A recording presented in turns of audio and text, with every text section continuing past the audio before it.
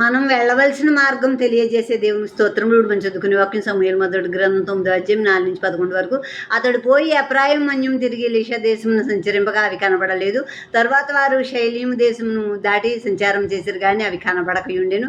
బెన్యామీనీల దేశం సంచరించోడగా అవి దొరకలేదు. అయితే వారు చూపు దేశమునకు వచ్చినప్పుడు మనం తిరిగి వెళ్ళుదుము రమ్ము.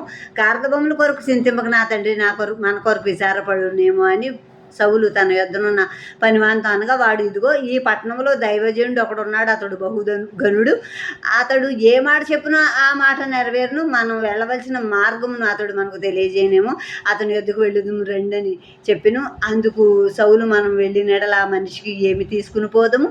మన సామగ్రుల్లో నుండి భోజన పదార్థములు సరిపోయినవి, ఆ దైవజనునికి బహుమానం తీసుకుని పోవటకు మనకేమీ లేదు అని తన పనివానితో చెప్పి, మన యొద్ద ఏమి ఉన్నదని అడుగ్గా, వాడు సౌలుతో చిత్తగించుము, నా యొద్ద పావుతొలపు వెండి కలదు, మనకు మార్గం తెలియజెప్పినందుకే దాన్ని ఆ దైవజనునికి ఇస్తున్నా. నేను ఇప్పుడు ప్రవక్త అయ్యాను పేరు నొందినవాడు పూర్వం దీర్ఘదర్శి అని నిప్పించుకునేను.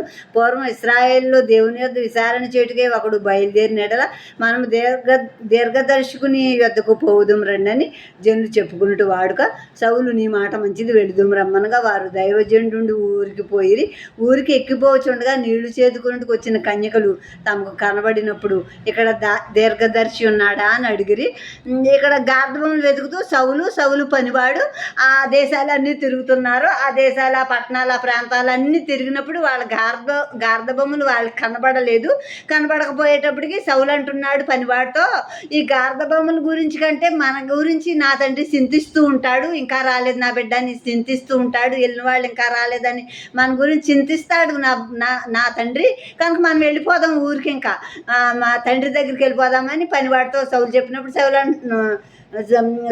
సౌలు చెప్పినప్పుడు పనివాడు అంటున్నాడు, ఇక్కడ ఒక దైవజనుడు ఉన్నాడు, గనుడైన దైవజనుడు, అతడు ఏ మాట చెప్తే ఆ మాట జరుగుతుంది, మనం ఆ దైవజనుడి దగ్గరికి వెళ్దామని పనివాడు సౌలుతో చెప్పినప్పుడు, సౌలు అంటున్నాడు, దైవజనుడి దగ్గరికి వెళ్ళినప్పుడు మనం బహుమానం పట్టుకెళ్ళాలి కదా, మన దగ్గర ఏమీ లేదు, తెచ్చుకున్న ఆహారం కూడా అయిపోయింది అని చెప్పినప్పుడు ఈ పనివాడు అన్నాడు, నా దగ్గర పావుతొలపు వెండి ఉన్నది, మనకు మార్గం తెలియజెప్తాడు. ఇప్పుడు అయినా ఆ మార్గం తెలియజెప్పినప్పుడు ఆ పావుతొలపు వెండి ఆ దీర్ఘదర్శి అంటే ప్రవక్త అన్న దీర్ఘదర్శి అన్న ఒకటే. పూర్వం దీర్ఘదర్శి అనేవారంట ప్రవక్తని, తర్వాత కాలంలో ప్రవక్త అనటం మొదలుపెట్టారు. కనుక నా దగ్గర ఉన్న పావుతొలపు వెండి ఇచ్చేస్తాను మనకు మార్గం తెలియజెప్పినందుకు ఆ దీర్ఘదర్శి అని పనివాడు అన్నప్పుడు, సరే నువ్వు చెప్పింది మంచిది, వెళ్దాం రండి అన్నప్పుడు, ఆ ఊరి వారి కన్యకలు నీళ్లు చేదుకోవటానికి బావి దగ్గరికి వచ్చినప్పుడు వీళ్ళు అక్కడికి వెళ్ళి, ఇక్కడ దీర్ఘదర్శి ఉన్నాడా అని ఆ కన్యకలను అడిగారు, సౌలు పనివాడు కూడా.